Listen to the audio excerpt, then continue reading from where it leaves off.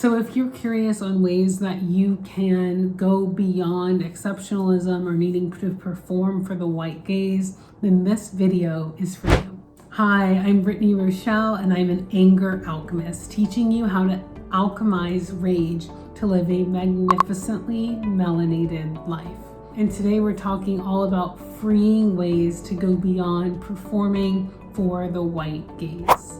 I think that it's so important to understand that as Black and Brown people, so much of our lives, understandably so, we're taught to perform for the white gaze. And this has been a necessary part of our own lived experience, in the way that oftentimes we're raised being told that we have to work twice as hard to get half as much, being told that white kids get to do whatever they want and act crazy and be loud and disrespectful. But as a Black or brown child, that is not a privilege that you have. And so often we even miss out on parts of our own childhood or parts of our own natural innate freedom because of the oppression that we live under and that we have to prepare for and to live under even as children. And so much of my work is around reclaiming this sense of power. And often this can be a sense of play, a sense of vulnerability, a sense of tenderness.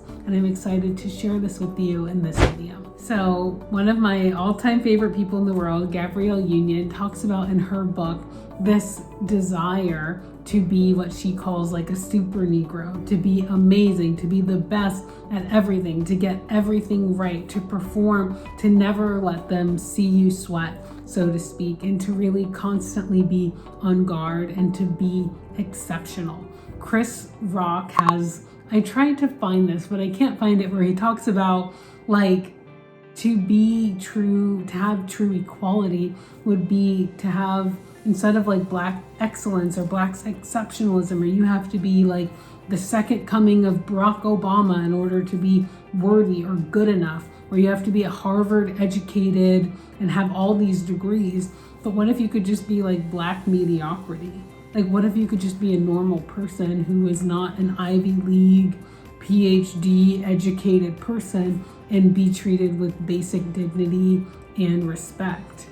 I think that's something that we are definitely still not there yet, but it's an interesting concept, as so many comedians have such deep wisdom around allowing ourselves to not have to be perfect, to not have to be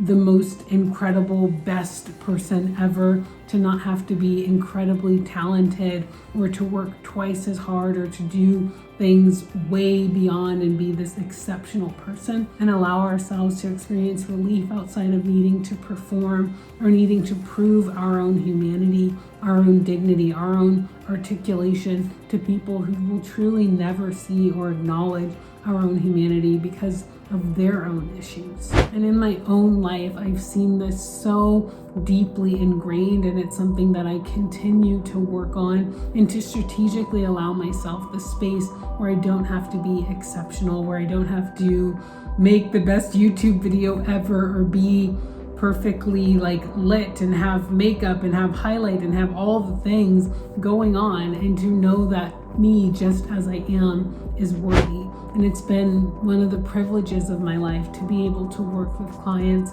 and to strategically dismantle and heal the impact of needing to be exceptional, of needing to constantly work twice as hard, and also the exhaustion and fatigue and resentment and anger that that builds. So in this video, I want to share with you a really simple freeing process that helps you strategically carve out a space where you don't have to be exceptional, where you don't have to be perfect, where you get the basic right to make mistakes and to not have to perform and be the super Negro, as Gabrielle Union calls it. And so this can be as simple as allowing yourself a container, so a safe space, and even giving yourself a time limit, I find really helps. Thinking about maybe 5 or 10 minutes where you get to drop into, and one of my own favorite practices, something that you like to do when you were young.